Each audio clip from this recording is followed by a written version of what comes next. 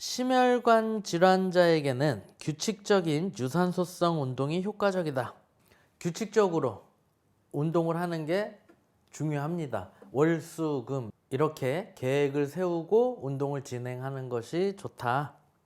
협심증이나 부정맥 환자의 가슴 통증이 있는 경우는 운동을 금지하고 전문가의 상담을 받아야 한다.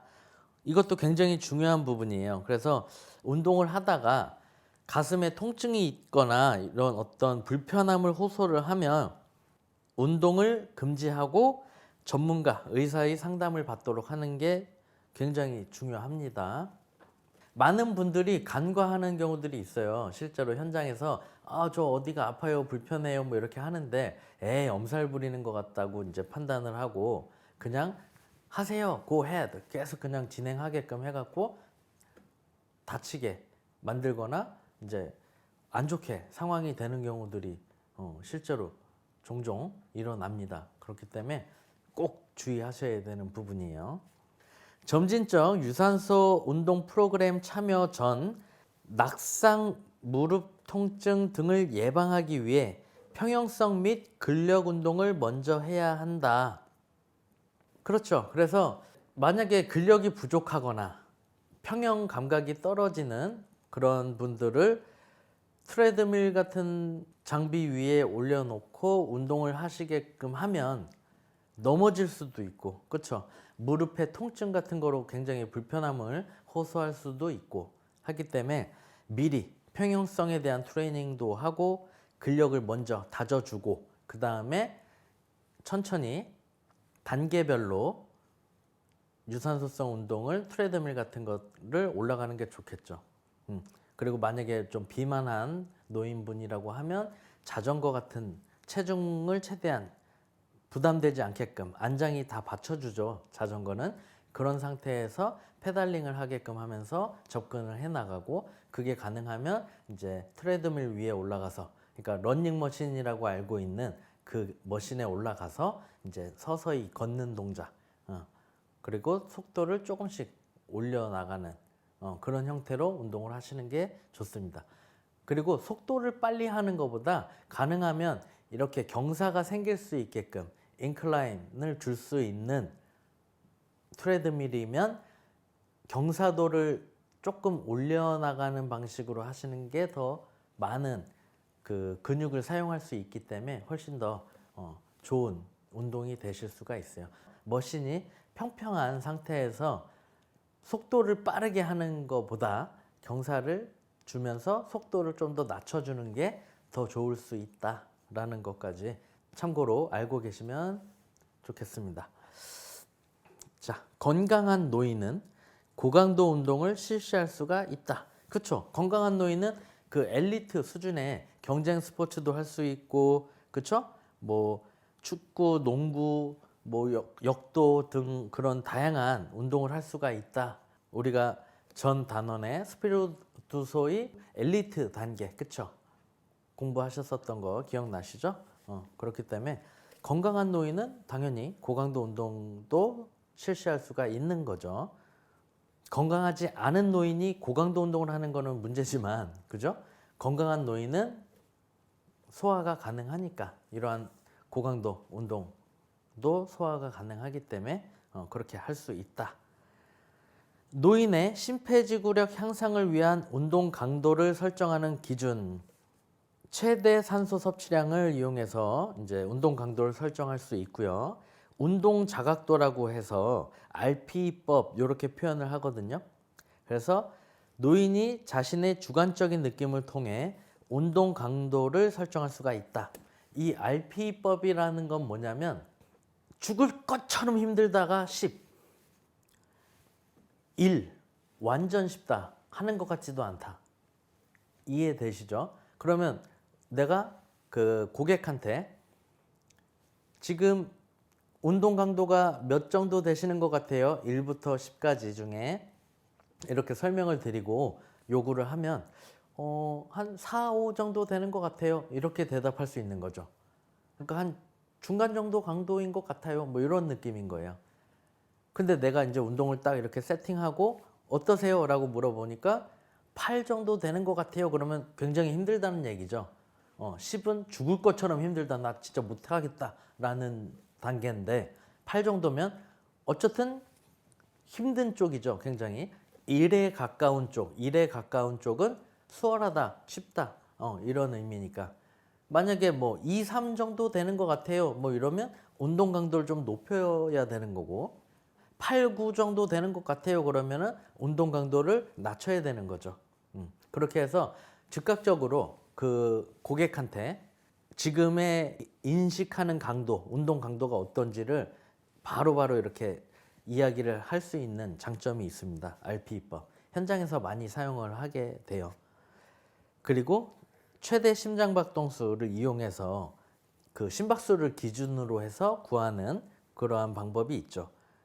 이러한 부분으로 운동 강도를 설정할 수가 있다. 이제 폴라라는 그 심박 측정기 장비가 있어요. 이렇게 시계 형태로 나오는 장비인데 그러한 장비를 이용해서 심박수를 기준으로 해서 운동을 하는 거를 저는 개인적으로 제일 좀 과학적이고 체계적이고 어떤 그 수치를 갖고 할 수 있기 때문에 제일 선호합니다.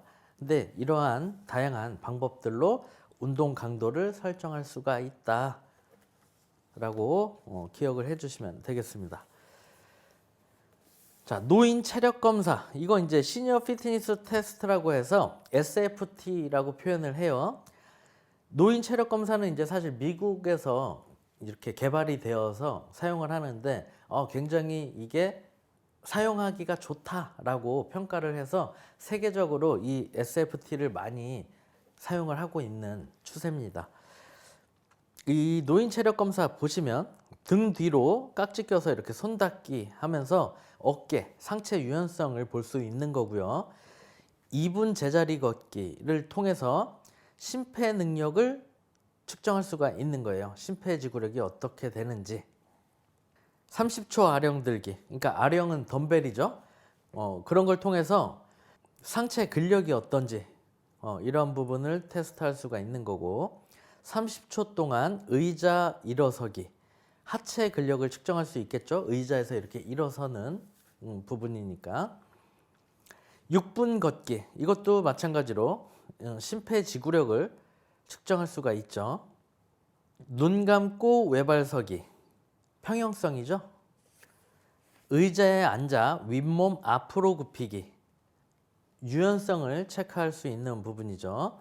2.44m 왕복 걷기. 이거는 2.44m 정도의 이 거리 간격을 갖고 왕복으로 걷는 거기 때문에 민첩성 또는 동적 균형성을 확인할 수가 있다.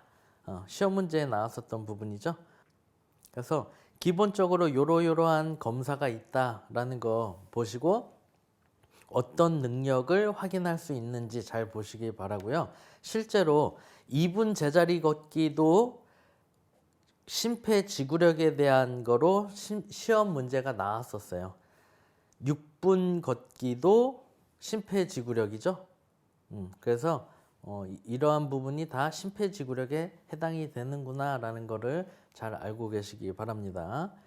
노인 체력 검사에서 보행 및 동적 평형성을 동시에 측정할 수 있는 검사 방법. 의자에 앉아 있다가 3m 앞에 있는 표적을 돌아와서 다시 앉는 거. 이해되시죠? 의자에 앉아 있다가 일어나서 3m 앞에 있는 표적을 딱 돌고 다시 와서 앉는 거. 그걸 통해서 이제 보행도 볼 수 있고 걷는 거, 그렇죠? 그리고 동적 움직일 때의 평형성을 볼 수가 있다. 이 두 가지를 동시에 측정이 가능한 검사 방법이다. 노인의 체력 요소와 이를 향상시키는 운동 방법. 심폐지구력을 향상시키기 위해서 고정식 자전거 타기 이런 부분이 있을 수 있고 뭐 트레드밀 위에서 걷기, 제자리에서 2분 걷기, 제자리에서 6분 걷기 뭐 이런 거 다 가능하죠. 그래서 심폐지구력을 발달시킬 수가 있죠. 유연성, 골반 돌리기 및 다양한 스트레칭, 그쵸? 그래서 유연성이라는 거를 이제 이러한 동작으로 발달시킬 수가 있다라는 거. 협응성, 앉은 상태에서 공밀기 이러한 부분도 이제 전신에 있는 근육들을 잘 사용할 수 있게끔 하는 부분이니까 해당이 되는 거고, 평형성 한쪽 다리를 들고 20초 동안 외발서기, 이거 사실 현장에서 굉장히 많이 사용하는 방법이에요. 외발서기 동작. 근력 덤벨 들고 앉았다 일어서기, 덤벨 아령 들고 앉았다가 일어서는 동작으로 이제 근육의 힘을 향상시킬 수가 있겠죠. 그래서 크게 어려운 부분이 없어요. 정말 뭐 지극히 좀 상식적인 부분들이 많기 때문에 여러분들도 금방 잘 이해하고 문제를 풀 수 있을 겁니다. 노인 운동검사 전 의사에게 의뢰가 필요한 이상 징후 및 증상은 뭐가 있냐? 가슴 통증이나 불편함 이런 걸 호소하면 당연히 의사한테 그 의뢰를 해야 되겠죠.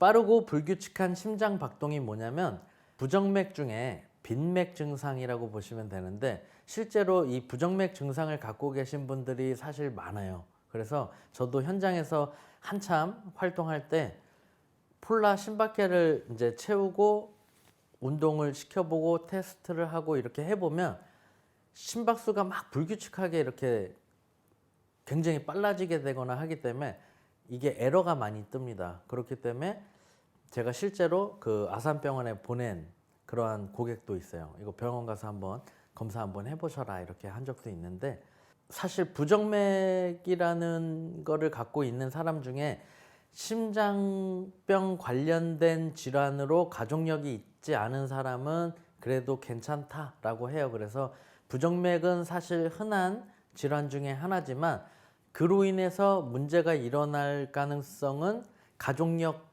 여하에 따라서 달라질 수가 있다 이렇게 표현을 하거든요. 참고로 알고 계시고, 이제 불규칙한 심장 박동 수가 있거나 이렇게 하면서 심장이 빨리 뛰게 되면 불편하겠죠. 굉장히. 저희 형도 그러한 증상이 있는데 그럼 굉장히 불편해집니다. 심장 박동수가 빨라지면. 내가 운동을 하면서 심박수가 자연스럽게 빨라지는 거하고, 내가 가만히 안정시 상태에서 의자에서 아니면 침대에 누워서 쉬고 있는데 심박수가 막 미친 듯이 빨라지면 굉장히 불편하겠죠. 막. 그렇기 때문에 이러한 경우는 전문가한테, 의사한테 이제 우리가 보내야 되죠. 현기증이나 기절, 이건 뭐 재고의 여지가 없죠. 보내야죠. 현기증, 어지럽다 이렇게 해도 이제 어지러운 게 사실은 운동을 하다 보면 뇌로 가는 그 산소가 부족해지면은 어지러운 현기증이 일어날 수가 있어요. 일시적으로 호흡을 내가 좀 참고 동작을 했다거나 이러면은 그러한 현상이 일어날 수가 있는데, 왜냐하면 뇌에 보내는 산소와 영양분 같은 게 전달이 잘 일어나지 못하기 때문에 띵 하거나 좀 어지러울 수가 있어요, 순간적으로. 근데 그게 지속된다면 그러면 또 의사한테 우리가 보내야 되는 거죠. 그러니까 통증을 동반한 발목의 부종. 발목의 부종 하면 발목이 부었다는 거예요. 그렇죠? 그리고 이제 통증이 있다는 건데, 그러면 뭔가 문제가 있는 거니까 당연히 의사한테 우리가 보내야 되겠죠. 자, 노인의 운동부하 검사. 검사 장비로 트레드밀보다는 자전거 에르고미터를 권장한다. 자전거 에르고미터라는 거는 뭐냐면 그 최대 부하 장치라고 보시면 돼요. 그래서 호흡 기능에 대한 변화를 알 수가 있고 혈압이나 맥박 이런 것들을 측정이 가능해요. 그렇기 때문에 이제 많이 사용을 하죠. 운동 부하를 얼마나 줘야 되는가라는 거를 좀 결정하기 위해서 트레드밀보다는 당연히 자전거 에르고미터를 권장을 합니다. 운동 부하는 저강도부터 서서히 증가시키는 게 당연히 좋죠.